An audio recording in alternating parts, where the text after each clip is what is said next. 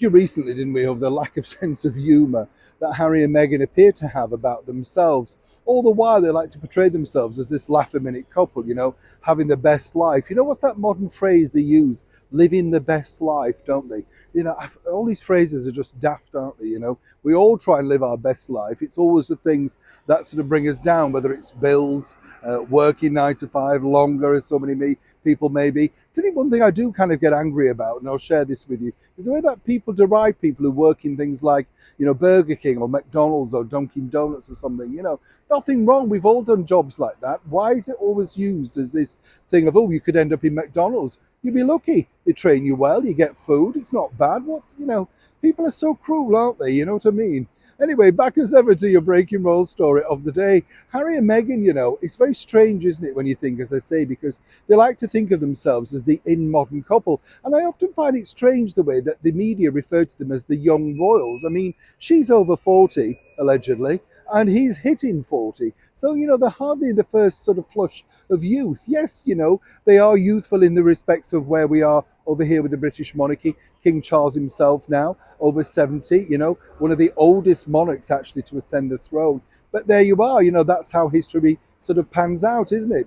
But over with Harry and Meghan, as we told you recently, they were lampooned by the very successful cartoon series for adults, at least, South Park.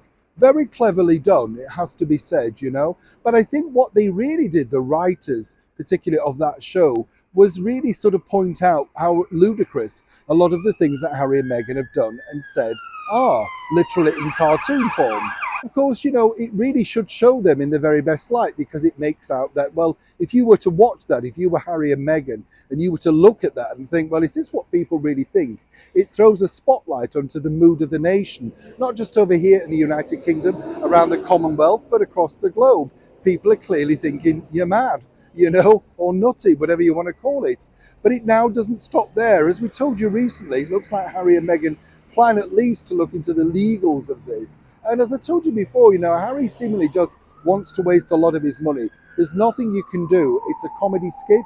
They're not naming them. And they put a disclaimer at the beginning of the show. So a complete waste of money. But clearly people around them are saying, oh, there could be something in this. We've seen those people on camera, haven't we? The ones I mean.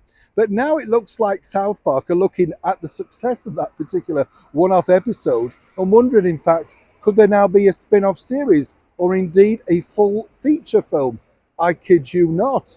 Now, I don't know about the feature film, but I certainly think a seasonal sort of view of dipping in to the world of the South Park creations of Harry and Meghan would do incredibly well, particularly maybe a coronation special, something like that, But if Harry and Meghan thought that this particular series was going to go away and they were not going to be lampooned by anyone, as we also saw with the chat show host, didn't we?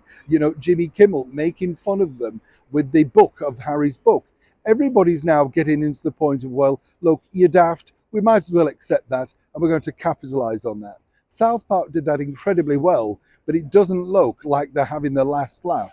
In fact, they think there's many more laughs to be had from this particular genre. So if Harry and Meghan want to get legal, they better be quick, because I've been told they're already planning out an idea to go back into production. As ever, when I know more, you'll know more. Neil Sean in the very heart of London.